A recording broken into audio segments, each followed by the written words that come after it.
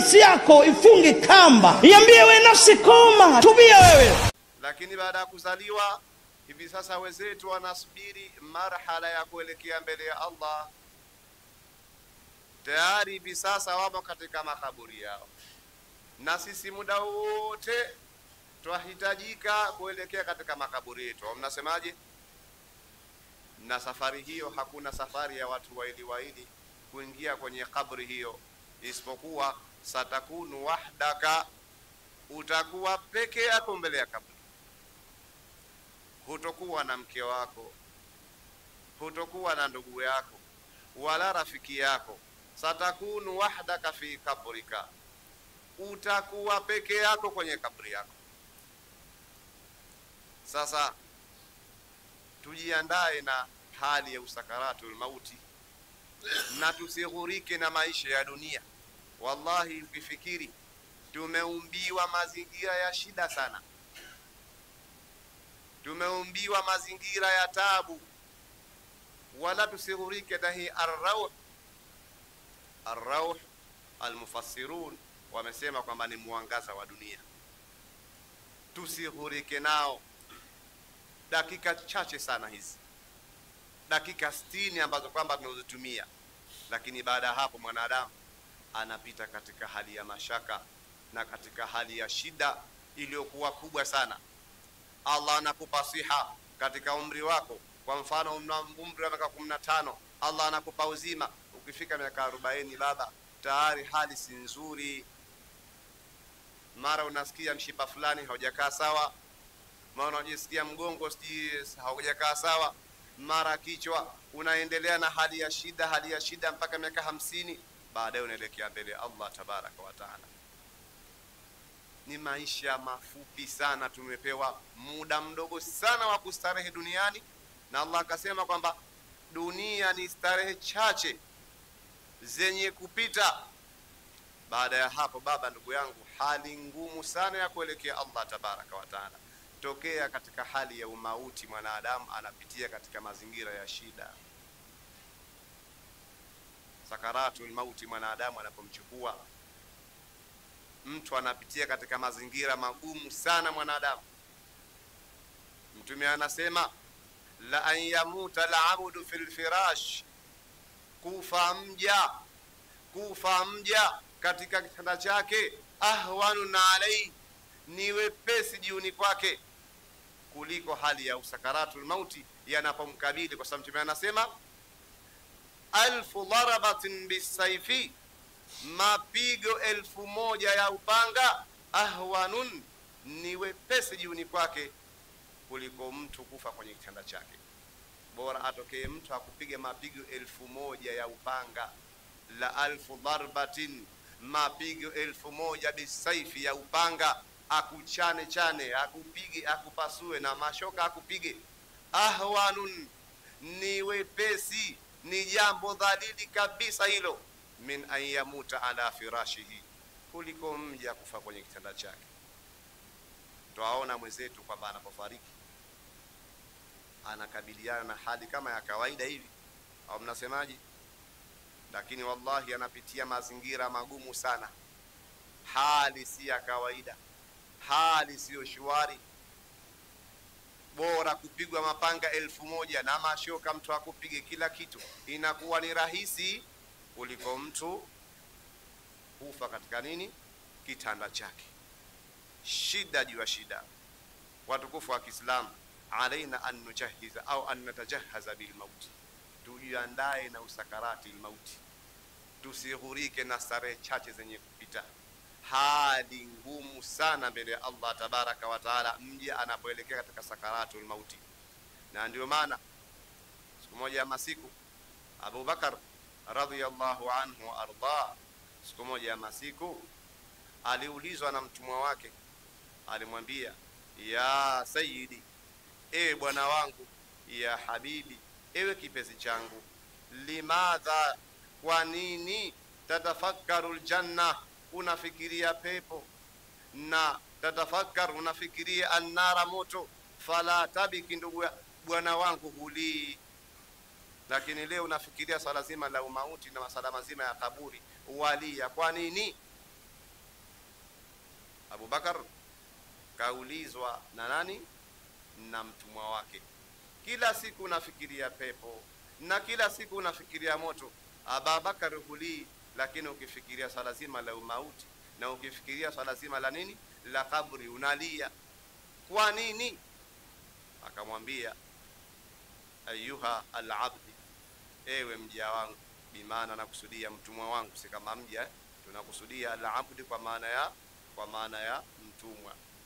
Akamwambia hivi, mimi nitakapokufa nikaelekea katika maisha ya kabri, hunaka fil kabri al-qabru rawdatun min riyadil janna, kabri bwana ni kiwanje miongoni mwa viwanje vya pepo, lakini pia wa hufratun, na ni shimo min hufari jahannam, katika mashimo ya moto wa jahannam. Akamwambia tena, akamwambia li anna al-qabra, kwa sababu ya kabri, manzilan, ni nyumba, min manazili, katika vile nyumba zile al-akhira za akhira, lakini pia manzilan, ni nyumba, min manazili, katika nyumba an-nar, za moto wa jahannam. Kwa maana hapana budi mimi kwamba nalilia hii hali, kwa maana hii hali si ya kawaida, ni vituo vya kuelekea kwamba huko akhira vya mtu kumfikisha mbele ya Allah, ni sababu ya kupitia hizi daraja za kaburini baada ya ufike huko. Watukufu wa Kiislamu, tujiandae tena, nasema na sakaratul mauti, na umauti na maisha mazima ya kabri. Watu wengi wanafikiria baada ya kufa mtu anaenda kustarehe, kulala tu huko, akafika kaburini mtu anakuwa hana wasiwasi wote. Ndio fikira zetu hizo. Tuafikiria mtu baada ya kufa kwamba yake tayari yashamaliza. Wenzetu wa Kristo anasema kwamba maisha ya milele, au mnasemaje? La, haikuwa hivyo, wala sio maisha ya raha, illa liman ataa Allah, isipokuwa kwa mja ambaye kwamba alimtii Allah tabaraka wa taala, akafanya amali njema, akaswali hapa duniani, watasaddaqa, na akatoa sadaka, wa amila na amala saliha, na akafanya amali njema, kabri kwake yeye itakuwa ni njema kabisa. Na siku ya kufa kwake, na pindipo akaikwa katika maisha ya kabri, ataambiwa nam, lala hayinan hanian, lala katika mazingira mazuri, lala katika hali ya starehe. Lakini kwa mja ambaye kwamba alimwasi Allah tabaraka wa taala hapa duniani, sayakunu alayhi fil qabri khasaratun wa nadamatan, itakuwa juni kwake ni majuto. Kwa mja ambaye Allah alimwasi Allah tabaraka wa taala hapa duniani, hakutaka kufuata maamrisho yake, itakuwa juni kwake kwenye kaburi yake ni hasara, ni majuto makubwa, kama walivyo alu Firaun, walivyo watu wa Firaun, wa man intasaba, na kila yule ambaye kwamba alinasibika minhum, kutokana wao.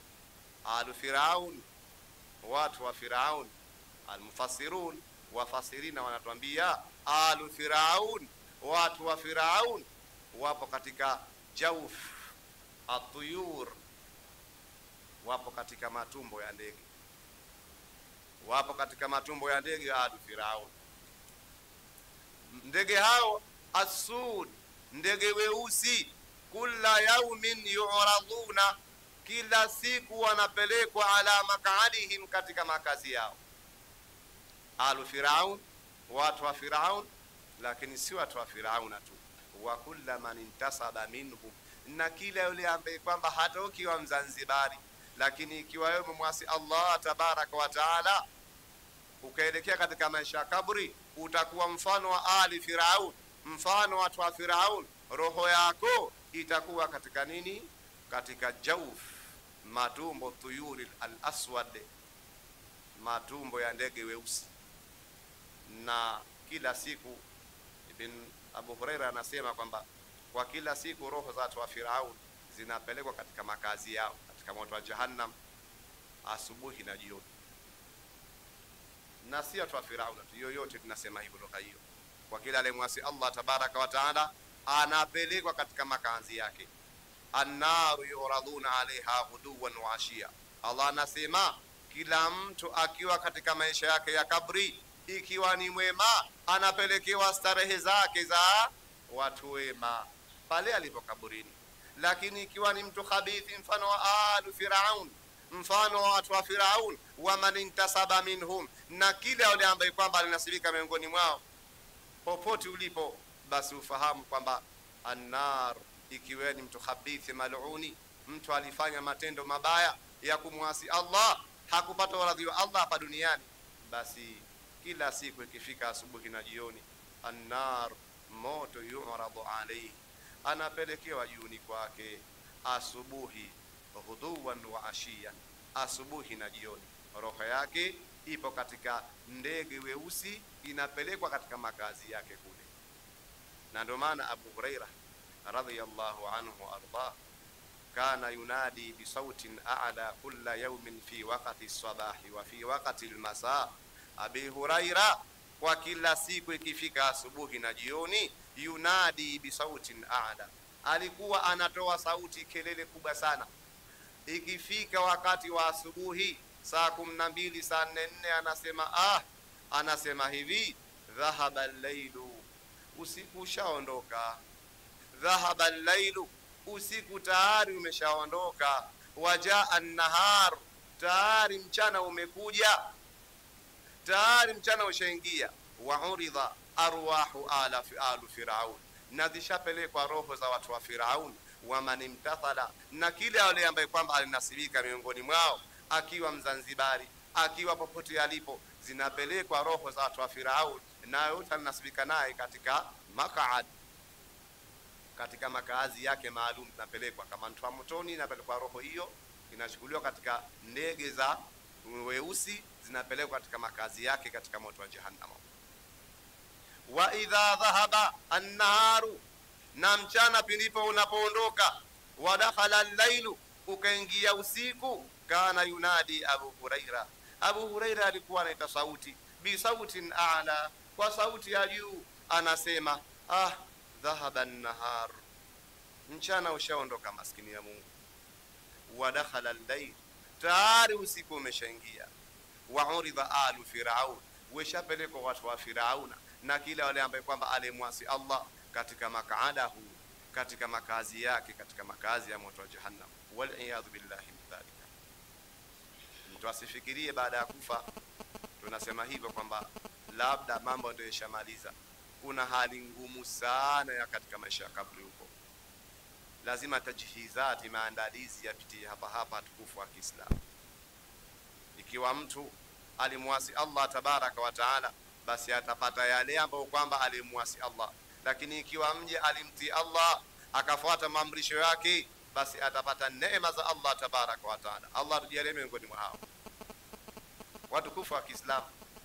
Baada ya hapo, mja ya kuishi katika maisha ya kabri, hali itaendelea ya kuishi katika maisha ya kabri, lakini mpaka itafika hali aelekee mbele ya Allah tabaraka wa taala. Akashafika huko, watu yukhrajuna min al-ajdathi, watu watafufuliwa katika makaburi yao, wataelekea mbele ya Allah tabaraka wa taala. Washaelekea mbele ya Allah tabaraka wa taala, kuna mawqifi al-hisabi, kuna kisimamo kwa ajili ya hisabu. Na maulama zetu wanatuambia katika mawqifi al-hisabi huko, watu wakishafika mbele ya Allah tabaraka wa taala, sayamurru al-ayyam, masiku yatapita, na sio siku moja, masiku mingi yatapita, watu bado hawajahisabiwa mbele ya Allah tabaraka wa taala. Watu masiku yatapita, lakini mbele ya Allah bado hajatoka hukumu. Kila mmoja yupo anasubiri hukumu yake, siku ambayo kwamba siku hiyo ni siku yaumun asir, ni siku ngumu sana mbele ya Allah. Ikiwa wewe umefanya amali zilizokuwa nzuri, basi mbele ya Allah walillahi alhamdu utapata makazi yaliyokuwa mazuri mbele ya Allah. Maana kuna watu miongoni mwa hao siku ya kiyama watapata dhillur rahman, kivuli cha Allah tabaraka wa taala, kwa wale ambao kwamba alimtii Allah. Lakini wengine watakuwa wanaogolea majasho ya madhambi yao, majasho ya madhambi yao. Miongoni mwa hao watakuwa majasho yao yapo katika nyao zao, miongoni mwa hao majasho yao yatakuwa katika mafuti yao, miongoni mwa hao majasho yatafinika madhambi yao, kila mmoja na madhambi yake ambayo kwamba aliyofanya hapa duniani. Lakini ikiwa mtu uliokuwa salihan, mja uliokuwa mwema, uliyafuata Allah tabaraka wa taala, basi wewe utakuwa katika dhillur rahman, kivuli cha Allah tabaraka wa taala. Baada hapo watukufu wa Kiislamu, tunaongea kwa uchache sana kutokana na hali yangu si nzuri, sauti imenikamata kidogo, sikamka vyema.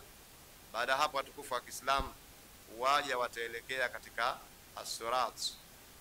Ni marahili hizi, vitu maalum watu lazima kila mmoja akipitie katika as-sirat, njia maalum kila mmoja ataipita hapo. Na tuambiwa katika as-sirat, kila mmoja baada ya kuipita, chini ya as-sirat kuna ka'ru jahannam, kuna shimo la moto wa jahannam. Katika hiyo sirat, mbele kuna pepo, chini kuna ka'ru jahannam, kuna shimo la moto wa jahannam. Na kila mmoja katika njia hiyo watukufu wa Kiislamu ataivuka. Mtume sallallahu alayhi wasallam anatuambia as-siratu daqiqun, njia nyepesi, bimaana kwa maana njia nyembamba sana. As-siratu daqiqun, njia nyembamba sana, na kila mmoja ataipita, lakini chini ya njia hiyo tunaambiwa kuna moto wa jahannam. Kwa maana watu wataelekea katika njia hiyo, miongoni mwa hao watakuwa wanapita katika moto wa jahannam, bimaana chini kuna moto wa jahannam, lakini kuna baadhi ya watu hawafiki hatua hata moja, bimaana wataanguka katika moto wa jahannam.